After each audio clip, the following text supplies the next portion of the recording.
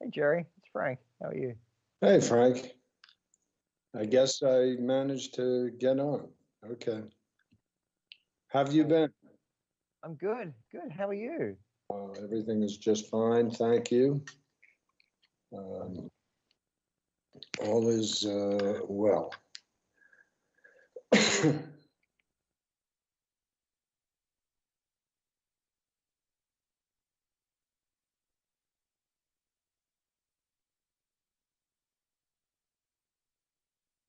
Going in straight to executive session.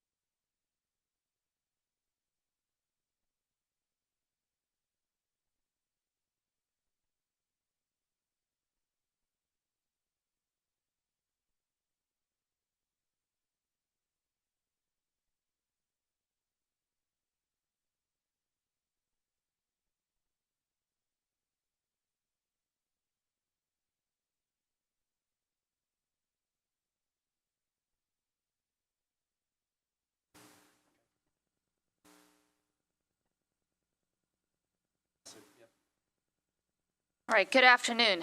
The board meeting of the Gateway Development Commission is now called to order. Today we are holding a public meeting of the Gateway Development Commission's Board of Commissioners. Today's meeting is being held in person, but as a part of the transition from virtual meetings as a result of the COVID-19 public health crisis, public comments will continue to be solicited virtually.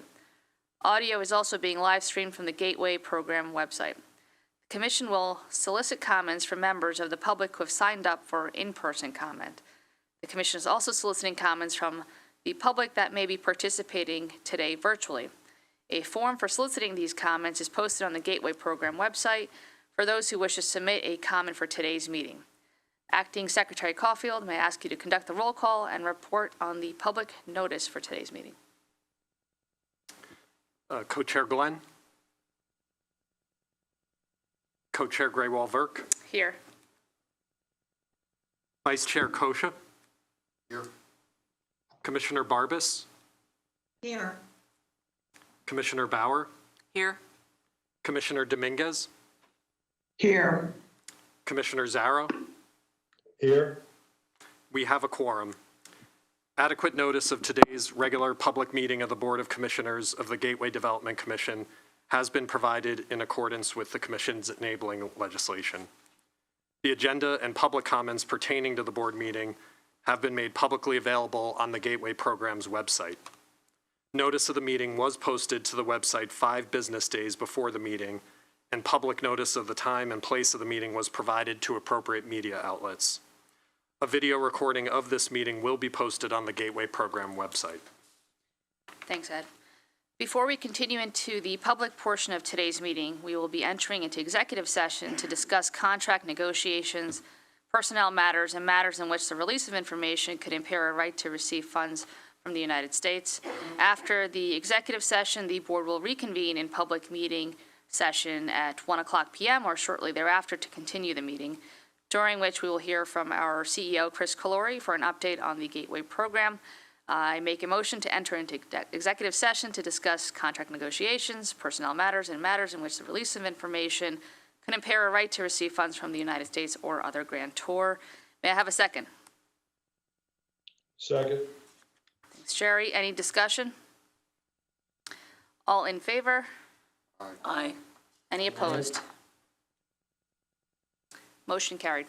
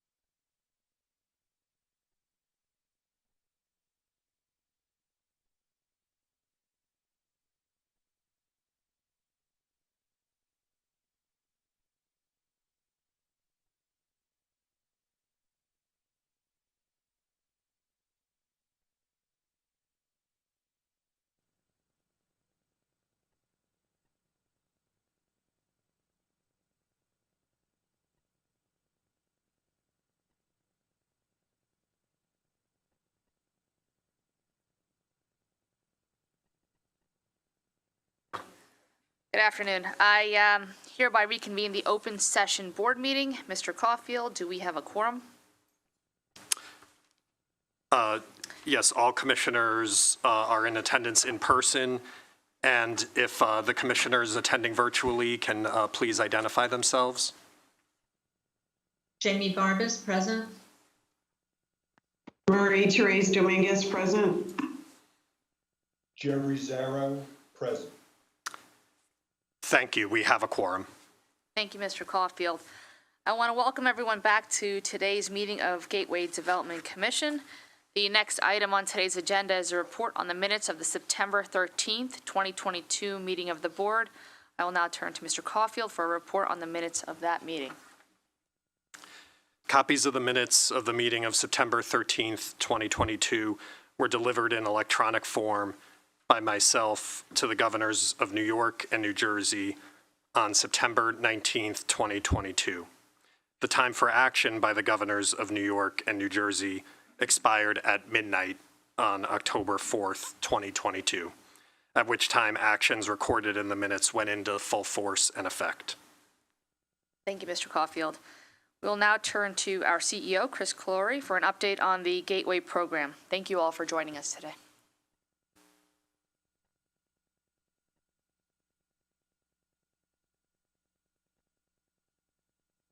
Thank you. Thank you, Co-Chair. Good afternoon, members of the board. I want to first thank New Jersey Transit for hosting today's board meeting. We appreciate all their help. Over the last several months, GDC has articulated and implemented various actions to advance the Hudson Tunnel project. The efforts have been meaningful, tangible, and measurable. I want to update you today on the progress we've made since the board meeting and to provide you a roadmap of the work ahead. Building our effort to develop a cost and schedule going back to August, you also took action to make sure GDC becomes the project sponsor for the HTP project. Since then, I'm so pleased to report that we've reached a very significant milestone. At the end of October, GDC submitted all the documents necessary to request entry into engineering with the FTA. This is a first for the agency, and this is a first for the Hudson Tunnel project. This is a significant achievement by the agency, and it would not have happened but for the support of many people around this room here and in other places. A significant part of the submission is also the project development agreement. We're also focused on RIF loans. We're focused on continuing to ensure that the GDC continues to get prepared to accept federal money and to manage money as required. And finally, we will be procuring a project delivery partner in short order to help us. Entry to engineering is a critical phase of the process because it is the process where we get an evaluation and a rating. It is part of the continuum to get us to a full funding grant agreement. This process now has moved us into the risk assessment phase of the process with the FDA. It also means that we're done with the development phase and we will be ready to enter into engineering in the not too distant future. As you see on the right-hand side of the screen, the submission was not only voluminous, but it required tremendous effort and diligence by the staff and multiple parties helping us. The PDA essentially represents a framework, or a constitution I'd like to call it, under which we will all work together to deliver the HTP. I know they're on the call today, but I think it is very important to acknowledge the tremendous technical assistance the US DOT, FRA, and the FDA gave us to get us ready for this PDA. The PDA governs all aspects of project delivery, and today we're seeking approval from you to execute this agreement. We look forward to working with the FTA during the risk assessment to evaluate not only mitigation measures, but to specifically see if there's ways in which we can introduce innovative ideas from a design standpoint. It is unique to have this level of clarity on a complex project within a multi-layered organization and a multilateral organization. The governance framework that you see on the screen provides GDC the primary responsibility. We are central to implementing HDP in an effective, transparent, and fiscally responsible manner. The GDC CEO has the fiduciary obligation to carry out your mandates and to ensure day-to-day oversight of this entire project. It articulates in crystal clear terms the roles and responsibilities and engages the support of our partners and operators from a policy, financial, technical, and delivery standpoint.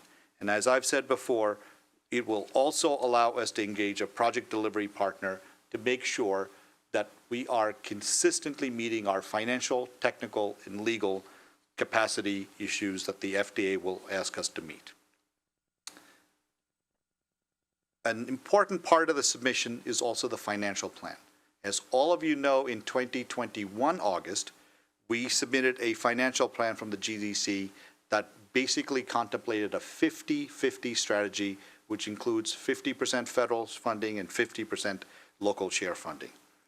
Based on the Northeast Corridor inventory that was released by the FRA this week, HDP is now eligible to receive more federal funds through a program called the Fed State Partnership Program. What does this mean for New Jersey and New York? That net result for New Jersey and New York, when we apply, because we're now eligible for these new funds, they will be over and above what we will be entitled to get under the CIG, and that will reduce the state's share. And that is why this is such a pivotal moment in our project. Today, we're also presenting, as required under the GDC Act, a preliminary budget which you will consider and vote on in December. As we set up operations at the GDC, these resources will help lay the foundation for us to deliver the project in an efficient and transparent manner. We will, of course, seek reimbursement for all eligible expenditures from our federal funding partners. The budget is a reflection of our work ahead in 2023. So today, we're going to ask you for approval for two things. Resolution 1 is an approval for us to execute the PDA. Resolution number 2 will allow you to give me the delegated authority to enter into operational funding agreements with all our partners and to retain an independent auditor to make sure that the funds that are given are spent appropriately. Before I close, I just want to personally thank you, the members of this board. Over the last 5 months, you have spent more time than reasonably should be expected, because you all have full-time jobs, to help us achieve this significant milestone. The governor's office have been right there through the thick and thin, and so has the congressional delegation.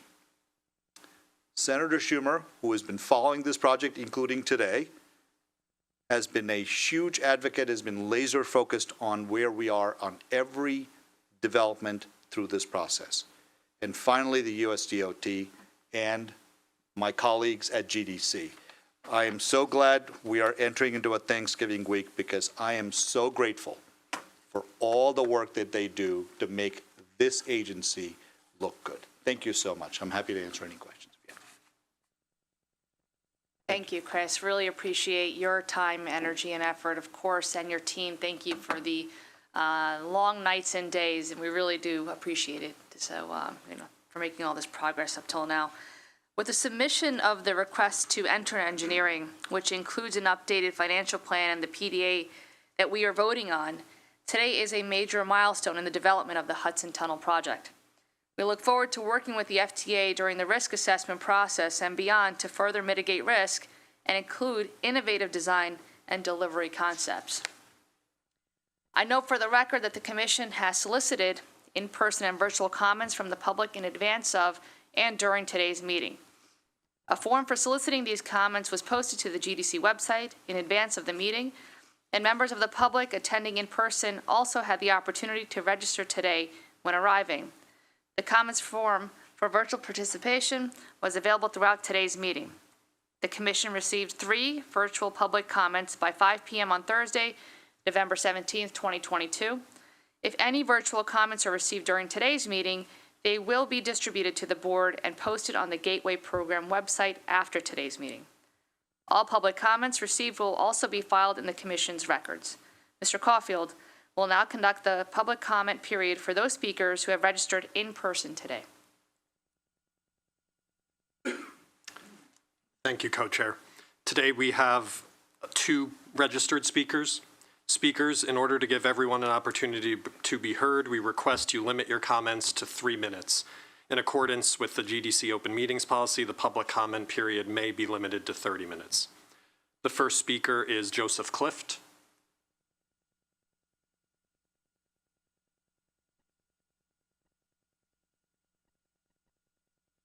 Good afternoon. I hope those who are attending remotely got a copy of my handout. It's nice to be back in New Jersey. Train was on time and I'm here. I have 3 asks of commissioners today. The first is to change the direction of an otherwise Titanic, transit Titanic. Gateway, if you look at the NEC, the FRA's NEC project inventory that just came out, Gateway is now $40 billion, $40 billion.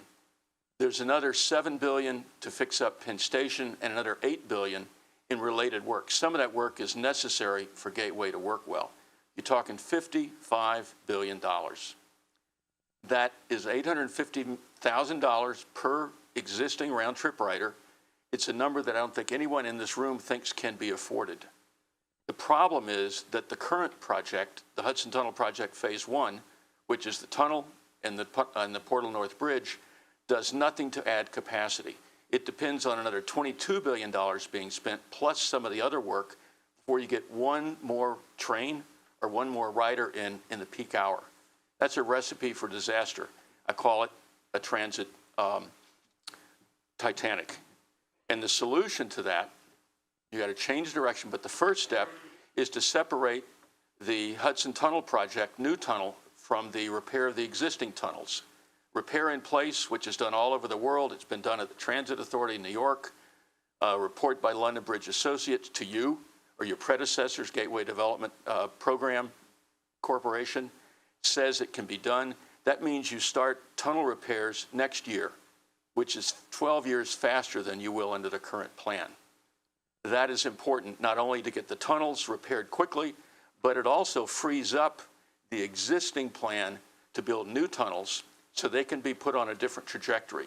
Change the process. Instead of spending $40 billion to get one additional train in the peak hour, change the pieces, come up with a $20 billion plan, and you can do it under the current financing. I might add the reality that the FRA put the Hudson Tunnel Project in Phase 1 of the inventory. That's called backlog. The new tunnel is not really backlog. If you can fix the old tunnels for $2 billion nights and weekends, that project, that $12 billion new tunnel drops into the second world. Third point I want to make, third ask, get your staff to follow the bylaws on open meetings. They dropped 63 pages of attachments on us this morning. They should have done that 72 hours ago.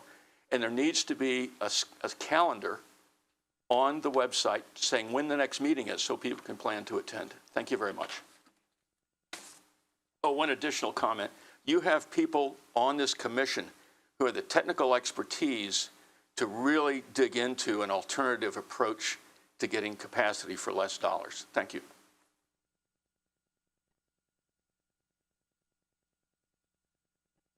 Thank you.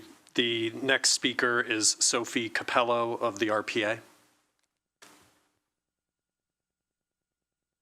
Hi, I'm Sophie Capello, and I'm testifying on behalf of Regional Plan Association as the campaign associate for the Build Gateway Now Coalition.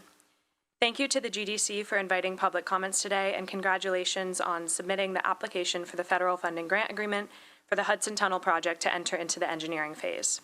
Applying for the FFGA is a necessary and important milestone, but with thousands of pages of application materials, it's not an easy process.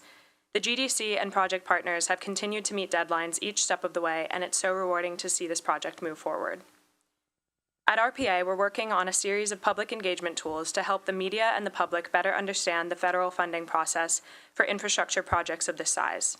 As supporters of the Gateway program, it's critical that we all do what we can to keep our networks engaged and to sustain the momentum that the GDC and partners have built up over the past few months. We're fortunate to have a federal administration that's supportive of this project, so we must urge our federal partners to put forward the maximum amount of CIG funding for this as soon as possible. We have to capitalize on the current political landscape, which we are only guaranteed for the next 2 years, so that construction on the Hudson River tunnels can begin in the fall of 2024 as planned.